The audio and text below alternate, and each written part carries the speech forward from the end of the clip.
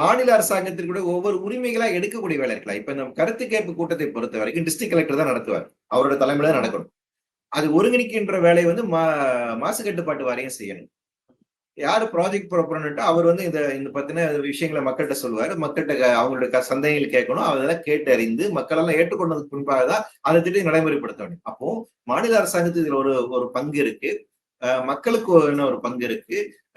அரசு அதிகாரிகளுக்கான ஒரு பங்கு இருக்கு. எல்லாம் சேர்ந்து செயல்பட வேண்டியது ஒரு டெமோக்ராட்டிக்கான ஒரு ப்ராசஸ் இல்லையா?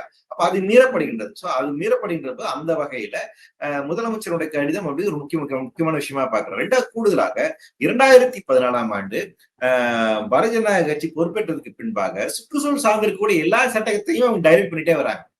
2014 TSR சுப்பிரமணியம் அப்படிங்கிற ஒரு ரிட்டையர்ட் பியூரோக்ராட் தலைமையில ஒரு குழு அமைக்கிறாங்க. அந்த குழு சொல்லுது இந்தியாவில் சுற்றுச்சூழல் சார்ந்த சட்டங்கள் எல்லாத்தையும் நம்ம மாற்றி அமைக்கணும். ஒரு சிங்கிள் விண்டோ கிளியரன்ஸ் வந்து கொண்டு வரணும். ஒரே அத்தாரிட்டி கிரியேட் பண்ண சொன்னாங்க. அது கடுமையா எதிர்ப்புக்குள்ளானுச்சு. ஆனா இன்னைக்கு பிஜேபி மறைமுகமா அதை செஞ்சுட்டு வராங்க. 2020 EIA 2020 டிராப்ட் கொண்டு வந்தாங்க. அது கடுமையா எதிர்க்கப்பட்டது. பின்வாங்கினாங்க. அப்ப 2021 ஃபாரஸ்ட் கன்சர்வேஷன் ஆக்ட்ல அமெண்ட்மெண்ட் கொண்டு வந்தாங்க.